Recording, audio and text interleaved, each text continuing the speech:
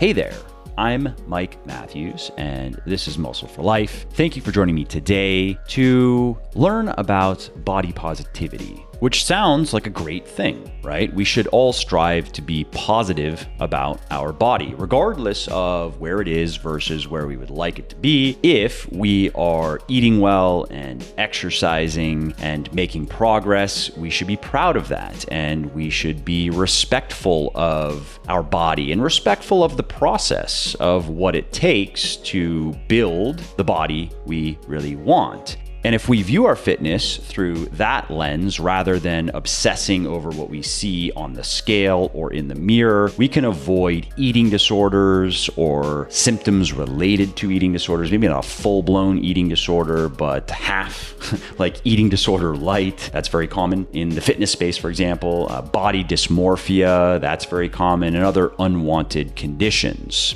That said, body positivity is a loaded term these days. It means different things to different people. Many people interpret it in the way that I just explained, and that's fantastic, but many other people have interpreted it in a more extreme way, or you could even say have co-opted it for publicity and turned it into something that is not healthy and not conducive to long-term health and well-being and physical fitness, and have turned it into something that is harming people and harming society as a whole. For example, some say that you can be absolutely perfect, in perfect health, you can be aesthetically beautiful at any weight, period. So if you weigh 400 pounds, you can be absolutely proud of that because you are healthy and you are beautiful and you do not need to change. Well, if that sets your spidey sense tingling, it should, right? Because that is patently absurd. And that is doing many people a big disservice. It is literally killing people. That is deadly advice. Now, equally absurd, though, are the fitness hardos who believe that mocking and ridiculing and using peer pressure on people who are not in shape is an effective way to motivate them to get into shape, to start eating well, and to start exercising. And while some people do respond to the Gary Vaynerchuk, why are you so effing lazy, piss and vinegar approach, most people do not. Most people find that treatment degrading and intimidating and very demotivating. In most people, it simply makes the process harder. And so what's needed then is a better way, a better philosophy, a better paradigm that acknowledges that your value as a person is not represented by your body fat percentage or your body composition, but that also allows you to view the world as it is and view your body and your body composition and your health as it is and not as you wish it were, and that encourages you to work from where it is to where you wish it were, to where you want to be. And all of that is what today's episode is all about. And in this episode, I talk with Jordan Syatt, who has a successful podcast of his own, the Jordan Syatt Mini Podcast. He also has a large following on social media, on Instagram, on YouTube, and he is a longtime successful strength nutrition coach. He holds several powerlifting records himself, and he has a lot of in the trenches experience working with everyday normal people who just want to get into good shape, who have a few hours per week to give to exercise, and who are willing to eat nutritious foods but are not willing to be neurotic about their meal planning, and who want to just have a bit more muscle and a bit less body fat than the average person. That is Jordan's sweet spot. And in this episode, Jordan and I talk about what the body positivity movement is and the problematic parts of it in particular. And we talk about body shaming, what that is, and why it does more harm than good. We talk about why the just love yourself as you are, no matter as you are philosophy isn't helpful and actually limits our ability to improve ourselves, and more. So if you are curious about the pros and cons of the health at any size or the body positivity movement, and if you're curious if you can take away any useful tips from it and discard the parts that are not useful, then I think you're going to like this episode. Also, if you like what I am doing here on the podcast and elsewhere, definitely check out my sports nutrition company, Legion, which, thanks to the support of many people like you, is the leading brand of all natural sports supplements in the world. And we're on top because every ingredient and dose in every product is backed by peer-reviewed scientific research. Every formulation is 100% transparent. There are no proprietary blends, for example. And everything is naturally sweetened and flavored. So that means no artificial sweeteners, no artificial food dyes, which may not be as dangerous as some people would have you believe, but there is good evidence to suggest that having many servings of artificial sweeteners in particular every day for long periods of time may not be the best for your health. So while you don't need pills, powders, and potions to get into great shape, and frankly, most of them are virtually useless, there are natural ingredients that can help you lose fat, build muscle, and get healthy faster, and you will find the best of them in Legion's products. To check out everything we have to offer, including protein powders and protein bars, pre-workout, post-workout supplements, fat burners, multivitamins, joint support, and more, head over to www.buylegion.com, BUYlegion.com. And just to show how much I appreciate my podcast peeps, use the coupon code MFL at checkout and you will save 20% on your entire first order. So again, if you appreciate my work and if you want to see more of it, and if you also want all natural, evidence-based supplements that work, please do consider supporting Legion so I can keep doing what I love, like producing more podcasts like this. Jordan Syatt returns. What's up, man? How are you? I'm good. Thanks, man. Thanks for taking the time to do this. I appreciate it. It's my pleasure, man. I'm always very honored when you ask me to come on. So thank you. Absolutely. Yeah. I was going back through guests that I've had in the past. Who do I want to bring back on? And your name stood out to me. So here we are. Awesome, man. Thank you. Yeah. So we're here to talk about body positivity, healthy at any size. I believe there may even be a new buzzword that is not coming to mind right now, a new acronym that I saw. And I wanted to get your thoughts on this and kind of go back and forth with you and give the listeners, I think, some good perspective on what makes sense in this ongoing discussion or debate and what doesn't make sense. What's productive, what's not productive, what's useful, what's not useful. Because I don't know about you, and I'm curious to hear, that's why I invited you on the show to talk about it, but I think there are two sides to this. I think there are certain elements of this movement, so to speak, that make a lot of sense and that I agree with. And then there are elements that don't make sense to me and that I don't agree with and that I think can be encouraging people to do things that are unhealthy. And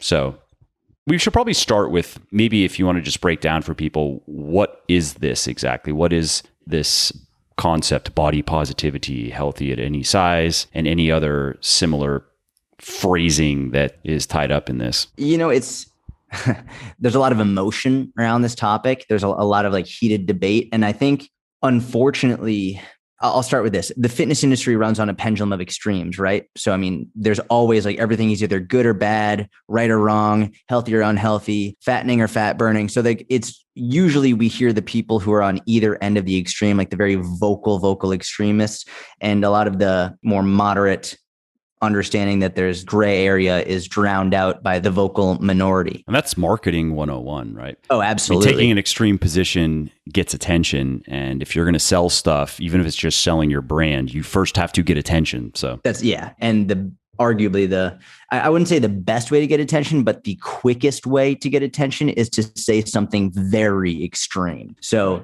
it's not the best because I think long-term it dilutes your brand. It dilutes people from trusting you. So I think the best way is more what you and I do, more moderate approach, but it's not the best way to get people's attention very quickly. I'll start by saying, I think the original intent of the body positivity, health at every size community was great and still is great for the original intent in terms of making sure people understand that they're a valuable human regardless of their body fat percentage, that like they're not a lesser human, they're not a bad person. I think a lot of the fitness marketing and a lot of like the extreme end of things has led people to make fun of people who might be a higher body fat percentage, make them feel lesser, make them feel unvaluable. And I really love the idea of making sure people understand that it doesn't matter what size you are from the perspective of you're still a human and you're still valuable. I think it's really important to understand. So kind of a response maybe to it just sounds kind of like bullying, basically, that people would experience because of their body composition. Yeah. And, we hear this in terms of like body shaming. And there's so many confounding factors of this as well, where it's like even things that we don't even really pay attention to, like Instagram, for example, photoshopping pictures, like changing things to make it seem like your body looks a different way. Fitness influencers only posting pictures of them at their leanest when they're on stage in a physique show, not showing them in their off season. These are all things that contribute to this, I think, an overall negative body image that people have of themselves because they're comparing themselves to people who are only showing one aspect and not the all-encompassing what their life is really like. So I really think that the body positivity community, the health at every size community, the original intent of making sure people don't feel like they're just a piece of shit. If we look at the research, for example, we look at the research around actually getting people to make changes in their life, to eat healthier, to become more active, it's overwhelmingly clear that shaming people and making them feel bad does more harm than good. There's a very small percentage of people that it actually does work for. And when you say shaming, what does that mean? Like specifically, what does that mean? Essentially being like saying something like you're a fat piece of shit, okay. Right? Like you're gross, you're disgusting, okay. Like shaming people, like the idea that shaming people into like making them feel bad about how they are is going to all of a sudden make them be like, you know what, I need to make a change.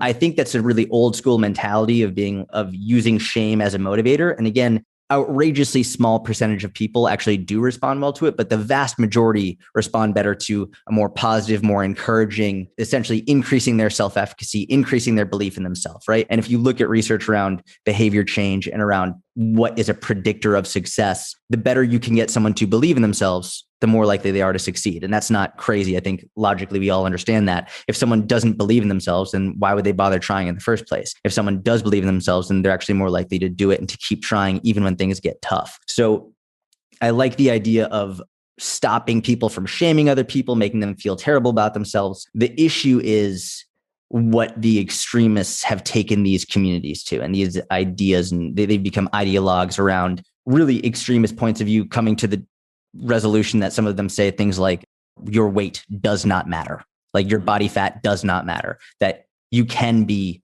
healthy at every size. Underscore every. Yeah, like, which is just, it's ridiculous. And I think a lot of those people who say things like you can be healthy at every size, it's like, Define healthy for sure. Number one, I think a lot of what's going on is I like their intent from the perspective of, I think what's actually going on is they don't want people's feelings to be hurt, right? Like, I really think that's the baseline of it. And we have to recognize when they're really going over the top to say this, they're really being like, they're trying to defend people to try and be like, listen, we don't want to hurt their feelings. And I get that. The issue is when you're trying to protect their feelings, you're actually damaging their health. Because even if someone could be metabolically, cardiovascularly healthy at a very high body fat percentage, which statistically is very unlikely, even if they could. Or it's going to be short-lived, right? Like, okay, we're talking about a 21-year-old who is basically invincible, and then this person works their way toward obese, and there will be a period where I guess technically you could say that they are healthy, but it's not going to last. Correct. Like exactly. The data is abundantly clear, right? And I think a lot of that is because of, generally speaking, what happens when someone is morbidly obese, or I think the correct term is has morbid obesity. I think they're actually phasing out the morbid. Interesting. Okay.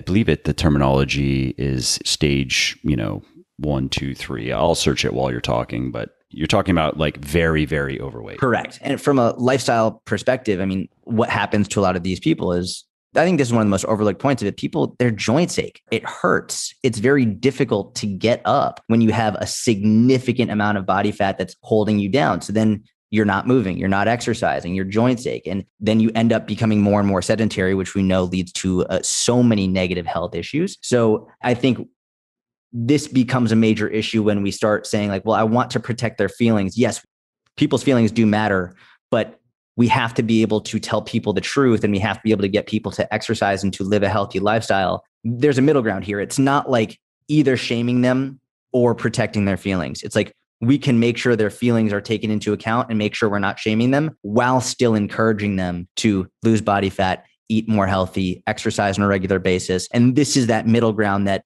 the extremists don't like to hear and don't like to talk about. And this is the extremists on the body positivity side, as well as on the other side. Like they're extremists who are like, no, this is bullshit. Like I've had conversations with people who say, no, this is ridiculous. We should shame them.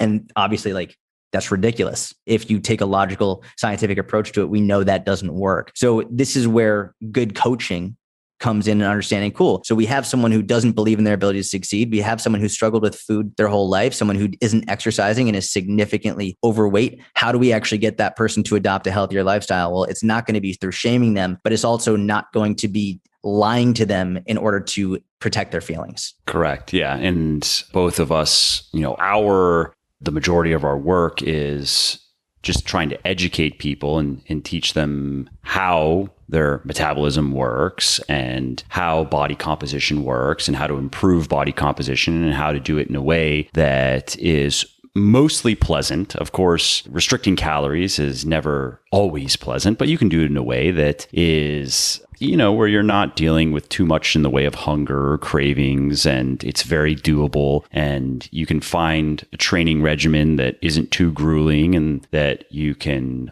really make into a lifestyle. But to your point, all of that needs to be based on the facts as we know them and reality as we understand it, not as I guess you could say reality as it is. I mean, we're always correct. Yeah. We're always investigating reality and learning more about it, but there are certain things like energy balance that it's just that is a settled science, so to speak. That's a non-negotiable. There is no getting around that. And it's important for people to understand that and to deal with reality as it is, not as they wish it were. The other thing that I'll say about, I would say specifically the body positivity movement, again, really liking their original intent. But something that I've seen extremists do that I'm not a fan of is I'm not a fan of just telling people, just love yourself as you are. It's never made sense to me. And this doesn't go for just people who might have a lot of body fat. I mean, this goes for everybody. Just saying, just love yourself as you are. There are a number of issues with this, not least of which being, what if you don't love yourself? Right? Like you wouldn't just tell someone who's suffering with depression and say, you should just really stop being depressed. Just like yourself as you are, just love yourself. When you just tell someone you should just love yourself, but they don't, you're creating a major issue. Now they feel like something's wrong with them because they don't love themselves. Or they can't bring themselves to like conjure up this love. Yeah. And if you're telling people you're perfect as you are, but number one, no one's perfect. And number two is if you just keep reinforcing this, well, you're perfect, you're essentially saying you can't get any better. And what I think realistically, if we're looking at this is sort of philosophy and also psychology, one of the things that clearly shows what makes people happier in their life is a purpose in order to improve and to get better. So if you're just saying you're perfect as you are, just love yourself as you are, you're taking away the possibility of improvement. Like one of the things I always tell my clients and just people, family members in my life, it's like, listen, you're great. You're a great person, but you can also be better. And I say that to myself as well. I think when you give someone listen, I love you and you're great and you can also improve, there's something there that gets people excited. Well, how can I get better? What can I do to improve? And I think part of that pursuit in life is something that leads to happiness. It creates purpose. It gives you something to strive for. If you're perfect as you are now, what do you have to do? And there's also something to be said for standards. Something I wanted to ask your thoughts on. And what are your standards? And I would say that, I have very high standards in many areas of my life, but I do strive to live up to them myself. I really try not to be a hypocrite. And so naturally, I view other people, I view the world through that same lens. But to your point of like, if somebody is objectively reviewing their circumstances, let's say that they were able to do it in a kind of detached, unemotional way, outside looking in, and let's say that they're very overweight, they are unhealthy, at least their doctor says that, no, like we actually have some issues, so they're not doing so well on that front, and maybe they're not doing so well on the relationship love front, and maybe their finances aren't so hot, and they're not making progress in their career in the way that they want to. And not that all that would stem from obesity, but let's just say that's kind of the situation. Almost like disingenuous, because to say like, no, I'm perfect. Everything is perfect the way it is. I'm just going to love my life and try to accept everything as it is right now, because it's almost and this is something again where I do apply this to myself, that if we're talking about love or admiration or respect, certainly with other people, I think people need to earn that. I think people, they deserve to be treated with kindness, unless they're clearly doing something that warrants a different response. But so I'm not talking like about, people should be, I think, given the benefit of the doubt, and they should be, maybe it's like the old golden rule, we should generally strive to treat others the way we want to be treated. But if we're talking about now love, admiration, respect, that needs to be earned. And I think that applies to us individually as well, ourselves. Like, and again, I've thought about this myself, that it sounds funny because I'm not this kind of person, but love myself. I mean, it sounds, I don't, that's not the wording I would use. It's just not me. But let's say I have respect for myself. I can say that without laughing. That passes the giggle test. But I could say that, I've worked to earn that. And that might sound a bit odd, but that's just kind of how I'm wired. And that's really comes from me living up to what I believe are fairly high standards. But to your point, I'm always looking to get better. And I mean, I even go as far as there are certain people who I'll go to them and ask, do they have just like, because sometimes you don't know what you don't know, and you have blind spots. Okay, you looking at me, my situation, what I'm doing, the goals I'm working toward, how I'm progressing toward them. Do you see anything that is obviously awry, like something I'm really missing? Do you see any area that I could improve in? And I'm very interested. And that's one of the reasons why I'm always reading the next book, and just I'm always looking for the next thing, that maybe it's one of those unknown unknowns where I just don't know what I don't know. So I'm always looking for, how do I break through that next level? And again, to your point, that is a major motivator. That's a lot of what I do in my day-to-day life is really driven by that underlying process, is just finding, how do I make things better in my life? How do I increase my sphere of influence? How do I have a bigger impact? How do I make a bigger difference in other people's lives and the people who are, immediately in my vicinity? And then kind of reaching out maybe through my work is how I'm able to impact a lot of other people. And all of that, though, does come down to holding high standards. And so when I see in some of these catalogs, for example, for athleisure wear that come in the mail, and there are very, very obese, like very big people as models, I feel like that's probably harmful, just in terms of maintaining standards. Just as though, like, take Victoria's Secret, where for a long time they had these starved out models. I think that also is probably harmful. And some of these women now that I've seen in some of these catalogs, I think it's actually a good thing that I think that you have women who they are in shape, but they look like real women, and that does actually reflect health. But what are your thoughts on this point of like the standards for beauty, the standards for health, and is it important to maintain those and to not promote something that is objectively unhealthy and objectively not beautiful to most people? There is a subjective element there, but most people would not look at a very obese person and say, oh, that's beautiful. We need to carve a statue of that. You know what I mean? Yeah. So there's a lot of heated debate around this topic. I've seen both sides. Personally, I've given this a lot of thought, and I think a lot of it depends on how the company is depicting it. So for example, personally, I have no issue with seeing like a mannequin or in a magazine that is like, it has a lot of body fat. And candidly, I like it from the perspective of thinking about someone who may have a lot of body fat, looking at that and saying, and being encouraged. Yeah. And that's what I really like that, because again, going back, so much of my philosophy and my coaching methodology is based around self-efficacy, increasing people's ability to believe in themselves.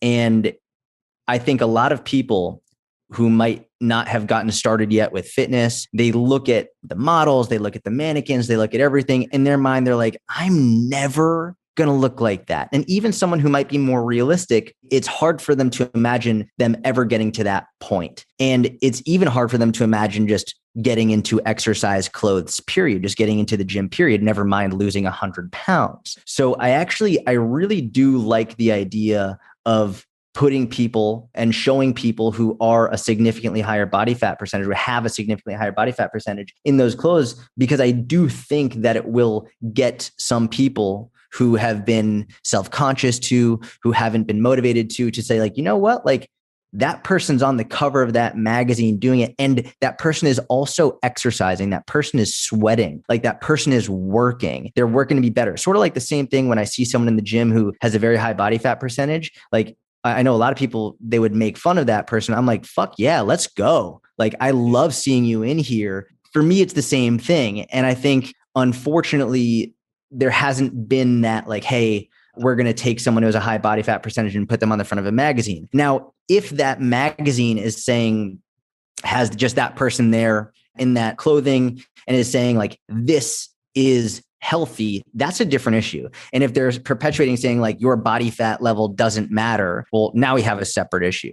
But I do support the idea of showing people of different sizes in their marketing, simply because I very much believe in, and I know, having had conversations with people who've struggled with this, being like, seeing that gives me the confidence to go to the gym myself, to put myself in those clothes, to get myself to the gym and sweat, because I saw someone else doing it. And we know this from, if you look at the research around self-efficacy, one of the easiest ways to improve self-efficacy is through something called social modeling, right? So when you see someone else doing what you want to do, but you're too scared to do, it gives you the confidence to say, you know what, like, screw it. That person did it. I can do it. So I think it's all about how they're promoting it. If they're saying having a high body fat does not at all negatively affect your health, I'm like, all right, screw off. Now you're just trying to pander to a certain audience. But if you're showing a person with a higher body fat percentage working hard and trying to improve their health, well, I'm all about that. Yeah, that makes sense to me. And I think of, in the case of something like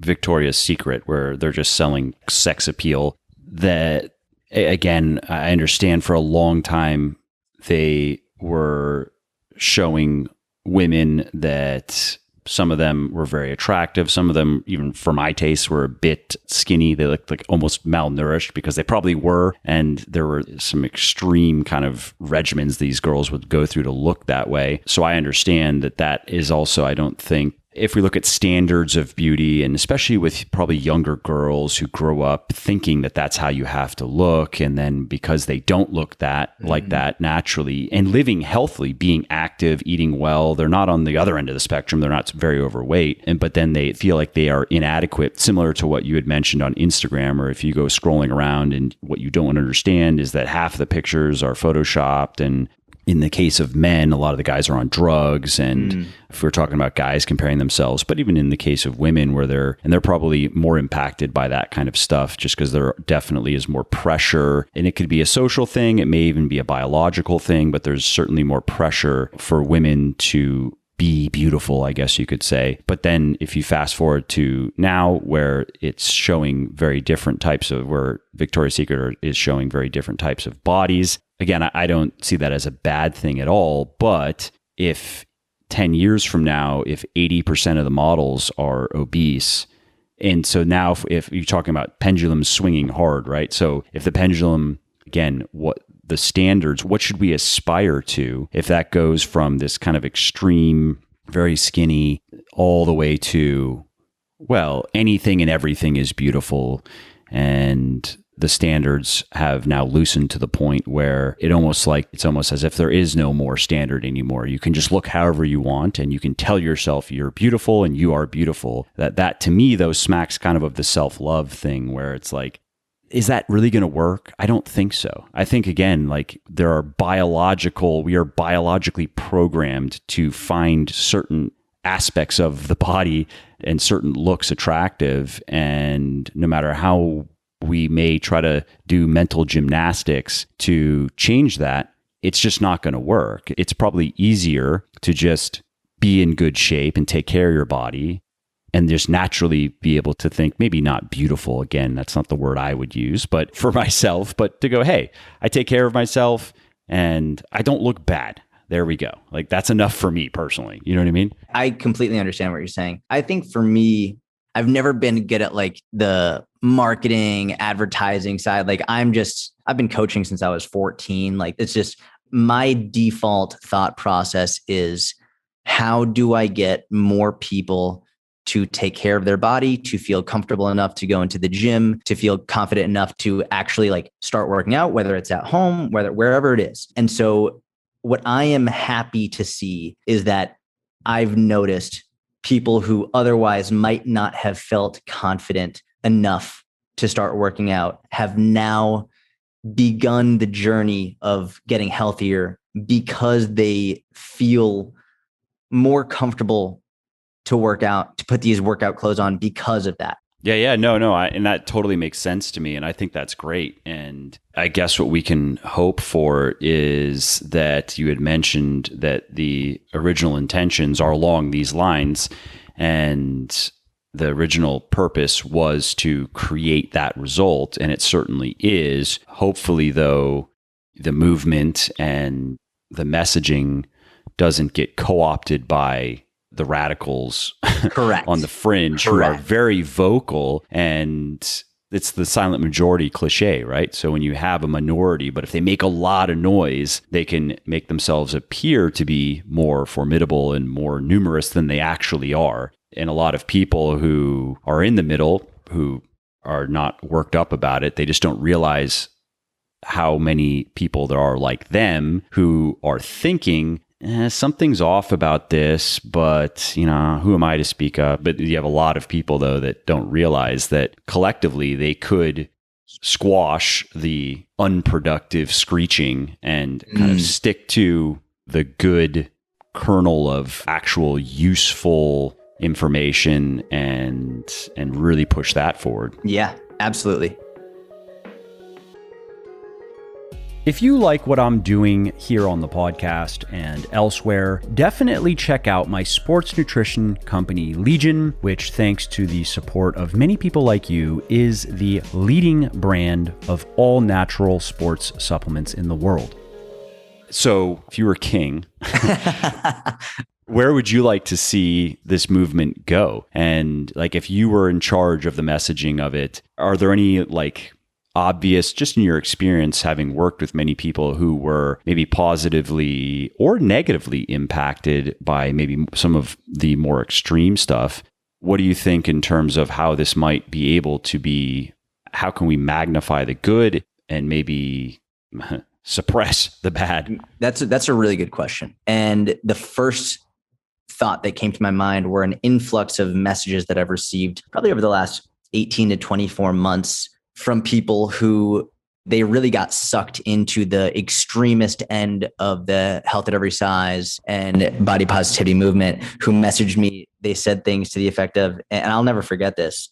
I remember one woman particularly, but this happened a number of times, where they told me they struggled with their weight their whole life, and the ideology of health at every size and the extreme body positivity movement, it caught their eye. It short term acutely made them feel better about themselves. They got sucked into it.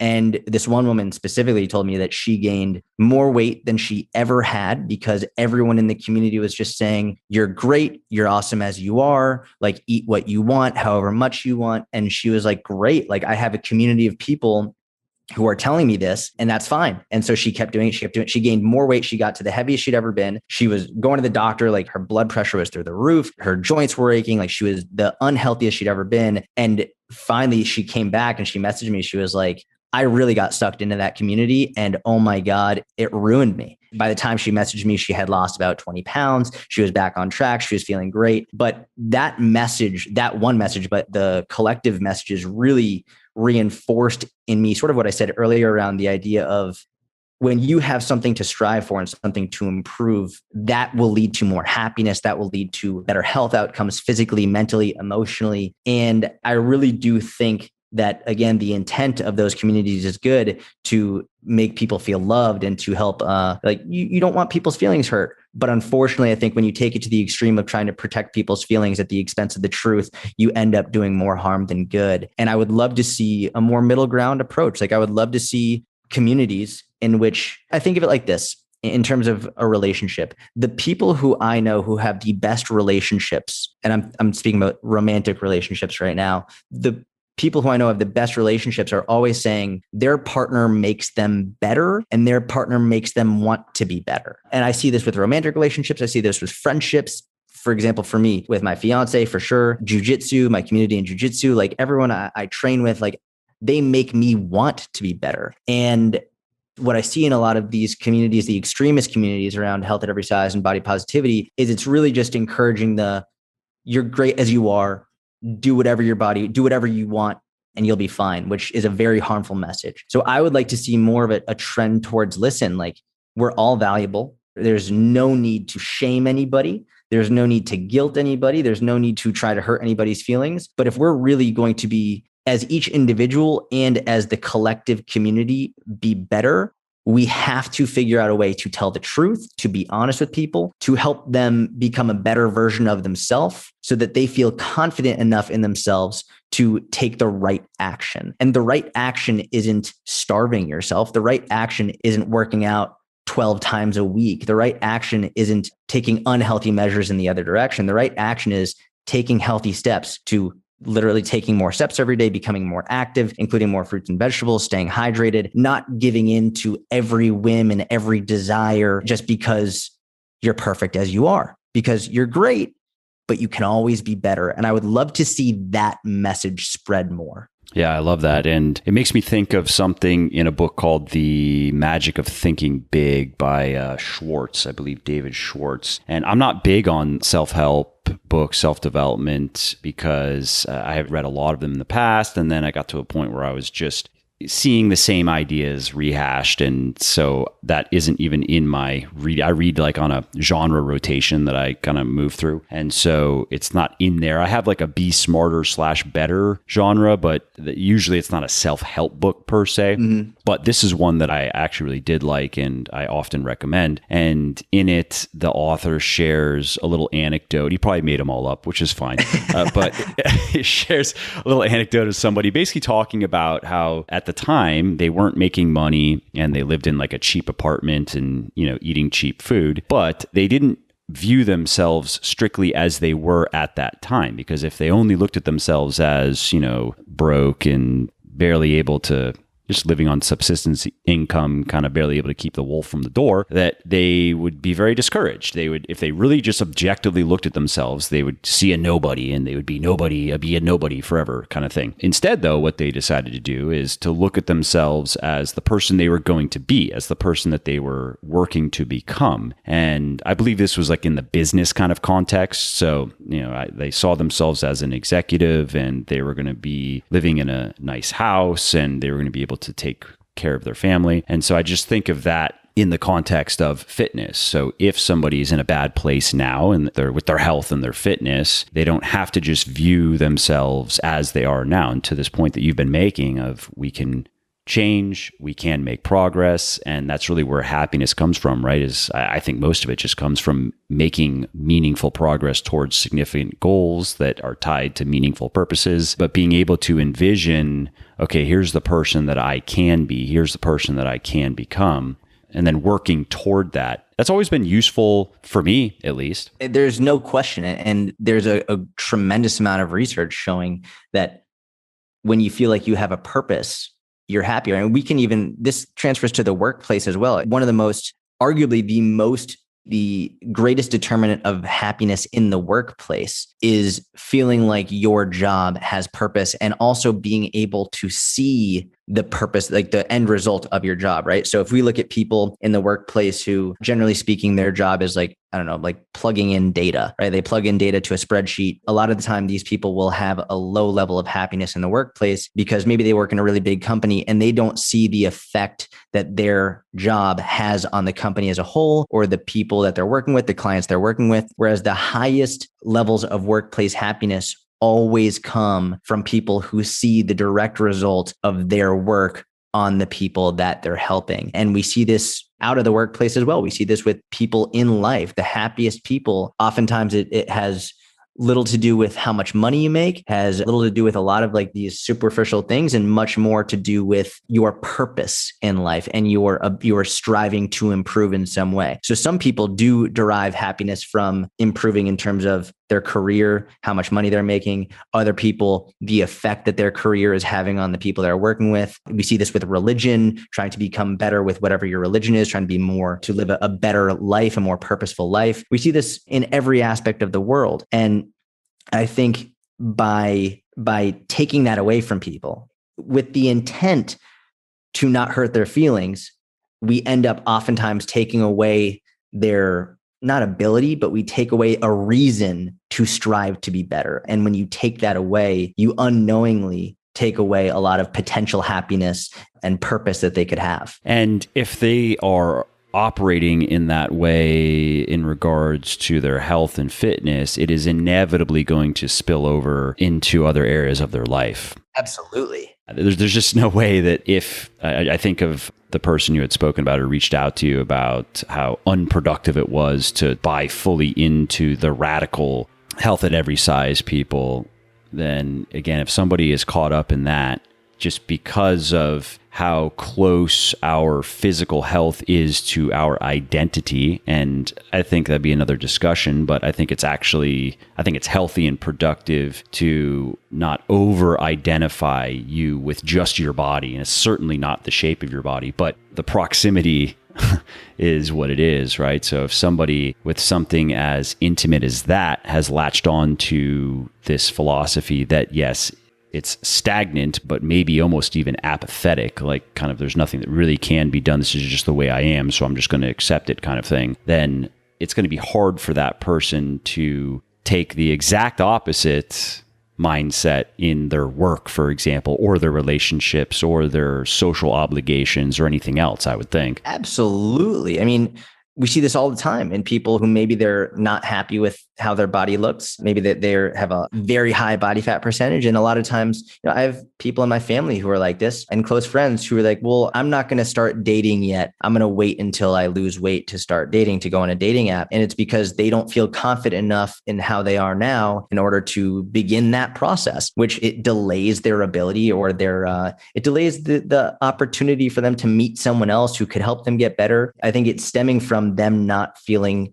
confident enough in who they are because of the way they currently are. So yeah, we see this all the time. It'll affect their ability to get the confidence to go to the gym, to get the confidence to go apply for a job, to get the confidence to ask someone out on a date. I mean, it seeps into every aspect of your life. What I've found interesting about this is a lot of this stems from like the process of getting and being healthy.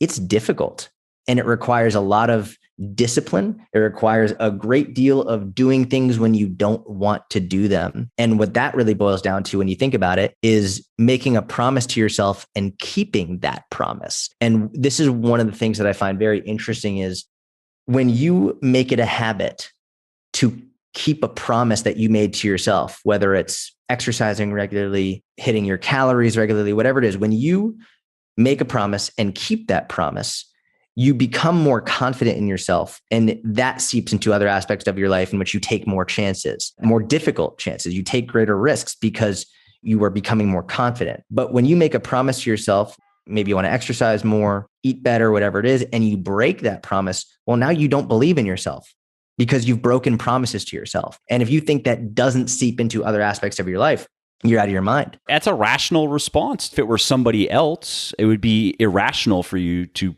continue placing your trust in them if they continually break it or let you down. If they Absolutely. Don't keep up their end of one bargain after another, yeah, eventually you are going to conclude that this person is just too unreliable to deal with.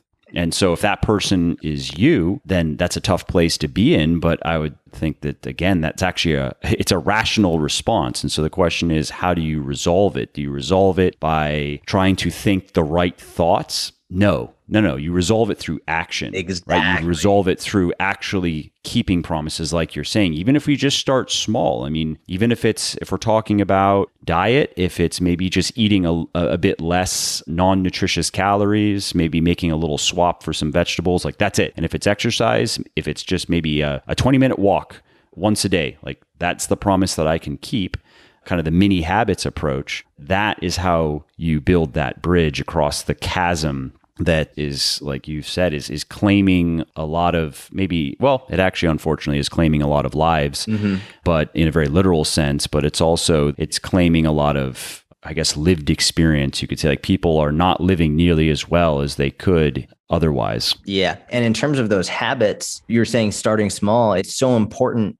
If you try and take someone and have them do something massive, like, all right, you're going to go from literally never exercising to training 5 times a week, like that will work for a very small percentage of the population. The vast majority, they won't be able to maintain it. I've always found adding a habit, a small habit, as opposed to taking it away, tends to work better. So for example, when I'm starting with someone, I'm not going to say, hey, no more donuts. I'm going to say, let's just make sure you get 1 fruit in today. Like anything else, cool, but keep the promise to yourself that you'll have a full apple, or you'll have a serving of watermelon, or you'll have whatever it is. Let's just make sure you get this one thing in. And by, virtue of adding in more nutrient dense food and lower calorie, more nutrient dense, more filling foods, higher fiber, whatever, often they end up eating less as a result of it. But equally, if not more important, they've now just kept the promise to themselves. They've kept it. And it wasn't easy to do, but it was easier than, say, like going from binging all the time and overeating and just eating all these highly palatable foods and just the majority of their diet being highly processed. Instead of just taking all of that away, just, hey, add this one thing in. Something I've done for a lot of people, especially during lockdown, is just having them get a certain number of steps, not even just a step count, but saying like, hey, if you have staircase in your house, just make sure you walk up that staircase 5 total times today or 10 total times today. And we've progressively increased that volume over the course of people being locked down in their homes. So people who might have started off with 3 total times walking up their steps ended now like 50 times throughout the day. They're walking up and down their steps, getting a lot of steps in. They feel more confident. Their cardio is up. Their endurance is up. Their confidence in themselves is up. When before 3 times in a day was very overwhelming, now 50 times in a day is like they're crushing it. And they feel great. And now they're like, when this is over and gyms are open, I'm going to go because I feel confident in myself. It's just those, like you said, just those small steps to keep a promise to yourself that can really make a huge difference. I like that a lot. And that's some good advice for anybody who needs to hear it regarding lockdowns, depending on where you're at. Like I'm in Florida right now, and I got to say, it's nice that how laid back everybody is here. It's nice. So depending on where you're at, right? So if you're still in a very locked down, or you don't have a gym to go to, or you're just not able to live your life the way that you normally would, I think that's some great advice. Are there some mini habits, so to speak, or to use BJ Fogg's term, some tiny habits that you could start picking up that are not going to necessarily transform your health and fitness, like walking stairs? That is certainly going to help for sure. Actually, I mean, if you're doing 50 runs a day, you're actually burning a bit of calories, and that is good cardio. That's, I would say, would be certainly effective cardio. But that's pretty cool that they started with something small, and that has now convinced them that once the gyms are open, they're actually ready for it. So if anybody is currently not feeling ready to go to the gym, and maybe that's because they can't, because it's closed, or because it's open, but there's just a psychological block there, that doing something very simple like that, just make it could be, again, walking stairs. It could be just walking outside. It could be doing some body weight stuff, start with 5 push-ups a day. Cool. And then over time, can you turn that into 50 a day, or a couple push-ups and a couple air squats a day kind of thing, until, again, you just feel confident enough that if you do commit to, I think this is the key, right? So it's like, once you reach that point to where you feel like if you do start going to the gym, you are going to be able to keep that promise to yourself. You're not setting yourself up for another failure that's going to make you feel terrible. Correct. Yeah, that's exactly right. And we see this all the time. Like if you've ever coached people in person, like I see this all the time with people. They come in, and sometimes I would be coaching someone in person, it'd be their first introductory session. And I could tell by their body language, by how they spoke, by how they moved, like they were anxious and they were very nervous to be there. So instead of me working out with them in the middle of the gym floor in front of everybody, I'd take them to a corner. I'd take them to one corner, like downstairs, and I'd bring a couple dumbbells and it would just be a workout in the corner. So like very few, if anybody, could see. And over time, the more confident they got in themselves, they were like, hey, could we go try like that machine, or could go to the squat rack or whatever it is. I didn't do it the first time we worked out, and not the second or the third. Usually maybe it took a month, 2 months, 3 months to get to that point. But the more you do something and the more confident you get, then the more risks you're willing to take. It seems like it should be common knowledge to me. It seems like we should understand that the more you get comfortable taking a risk, then the better you'll get at taking risks and the more confident you'll be in yourself to struggle with the consequences, right? Like even if you take a risk and you fail, well, at least you took the risk. At least you tried and you see the worst case scenario. Like you go to the squat rack and then who knows, like maybe, like we set the pins up so you're safe, but maybe who knows, maybe you fall over the first time you squat and it makes a big loud clang and people look and maybe you get red in the face and you feel embarrassed, but you're like, cool. So that was it. Like that was the worst case scenario. So then you get back and you keep going, I see this with the scale. Like there's been such a huge demonization of the scale as this evil thing that you should never use because the scale, it's only a number. I'm like, that's right. It's only a number. So ideally, we should get to a point where you can weigh yourself and remember it's only a number and not smash it with a baseball bat because it's a number you don't like. If it's, like you say, only a number, then we should get used to being able to step on it, recognize it as a data point, and make that a habit without attaching so much emotion to it. Right. Just as income and savings and net worth, they're just numbers. Correct. But they can be useful if they are understood in the right context, right? Exactly. Yes, exactly. If you invest in the stock market and you see like a dip in the stocks one day, if you understand it, you're not going to freak out. Like, over time, like depending on what you're doing, the stock market has gone up over time. And so, like a single day in the stock market doesn't determine your net worth. It doesn't determine what's going on with your stocks. It doesn't mean you should pull out of your stocks. It's like, you keep going because it's just one data point. It's the same thing with this. Like, yeah, the data point matters, but really what matters more is the collection of data points over time, not any one data point. Yeah. And it's key to not emotionally catastrophize one single data point, which is, it just seems to be like, it's kind of hardwired, I guess. It's a tendency that we can probably all do better just being aware of. And I know certainly in business, I would say naturally, I wasn't inclined toward that type of thinking necessarily, but in business, it has certainly happened where, especially as numbers get bigger and as staff gets bigger, so more people are counting on the numbers and things can happen. And it's very easy to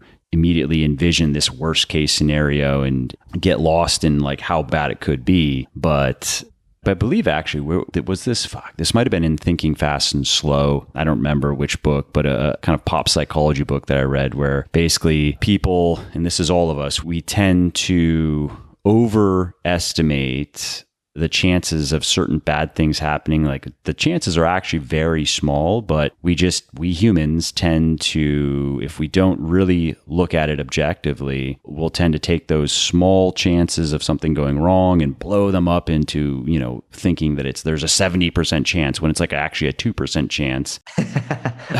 And then on the flip side, we also can tend to overestimate chances of things going well as well. So that's something that I've had to, I guess, just learn to deal with in business. And it also helps, though, that prism, so to speak, or that lens is useful for fitness too, because the individual workout doesn't really matter that much in the scheme of things. The individual weigh-in doesn't matter that much in the scheme of things. Even a week doesn't matter that much, especially when we're looking at this as a lifestyle. So it is helpful to be able to take the bigger picture and understand that we don't have to be perfect with any of this. We just have to do the most important things kind of mostly right most of the time, right? And so long as we do that, we can get to our goals probably about as fast, maybe as 80% as quickly as perfect, which is really not even possible anyway. And it reminds me of speeding. I'm sure you've heard it's just the cliched anecdote against speeding, where it feels like you're getting there faster, but if you actually look at the numbers, by driving 10 to 15, even 20 miles over the speed limit, you won't actually get there that much faster. Instead of,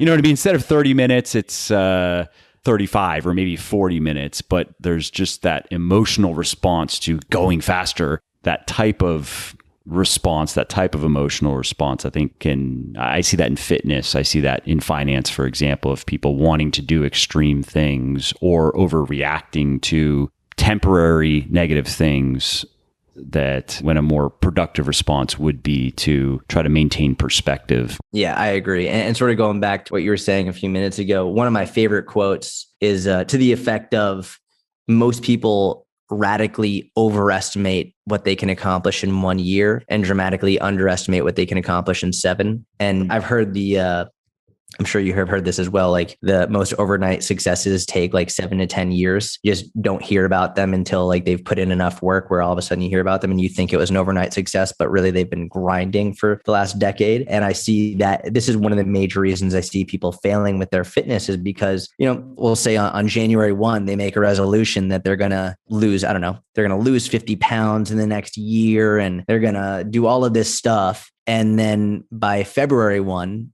they've not lost nearly as much weight as they think they should, based on the arbitrary number that they outlined on January 1. So they think they're failing. The Instagram post that they saw, the photoshopped one, the transformation photo that was photoshopped, or just the transformation photo that's the outlier. The person who lost an unbelievable amount of weight in a very short period of time, which you have no idea what they did to do that. You don't know how restrictive they were. You don't know if they've been able to maintain it since then, but you see that one post and then you're like, well, I should be able to do that. And then 30 days into your own lifestyle change, you give up because you're not anywhere near where you think you quote unquote should be, based on your complete unrealistic expectation of progress. Totally agree. Well, we could probably keep going for hours, but I think we've done a good job. I mean, I'm happy with the discussion, and I appreciate you taking the time again to share your thoughts. I always enjoy listening to you talk about this stuff, because you have a lot of experience that I don't have, which is cool. I have the experience I have. I've worked with a lot of people virtually, but some of the more, I'd say, softer parts of coaching and some of the psychological stuff, it's fun to talk to somebody who has a lot of experience with that in particular. So thanks again for taking your time. Man, thank you for having me on. I always love these discussions. So thank you. Yeah. And let's just wrap up with where people can find you, find your work. If there's anything in particular you want people to know about. I mean, you mentioned, well, actually, no, that was before we went live, but you have, I believe it's your inner circle. I'm sure that people should, if they liked this discussion, they're going to like what you have going on there. So yeah, where can people check out your stuff? Yeah, I would say don't buy anything from me until you actually look at a lot of my free content. My podcast, the Jordan Syatt mini podcast, is where I'm spending a lot of time right now. So I'd love to get you on that so we could have another discussion on there. But that's definitely the main place to see me. Awesome. Yeah, I'd love to do it. You just let me know and we'll make it happen. Awesome, man. Thank you. This was a blast. I appreciate you. Absolutely. Same. All right, well, that's it for this episode. I hope you enjoyed it and found it interesting and helpful. And if you did, and you don't mind doing me a favor, please do leave a quick review on iTunes or wherever you're listening to me from, in whichever app you're listening to me in, because that not only convinces people that they should check out the show, it also increases search visibility, and thus it helps more people find their way to me and learn how to get fitter, leaner, stronger, healthier, and happier as well. And of course, if you want to be notified when the next episode goes live, then simply subscribe to the podcast and you won't miss out on any new stuff. And if you didn't like something about the show, please do shoot me an email at mike@muscleforlife.com, just muscle, F-O-R, life.com, and share your thoughts on how I can do this better. I read everything myself, and I'm always looking for constructive feedback, even if it is criticism. I'm open to it. And of course, you can email me if you have positive feedback as well, or if you have questions really relating to anything that you think I could help you with, definitely send me an email. That is the best way to get a hold of me, mike@muscleforlife.com. And that's it. Thanks again for listening to this episode, and I hope to hear from you soon.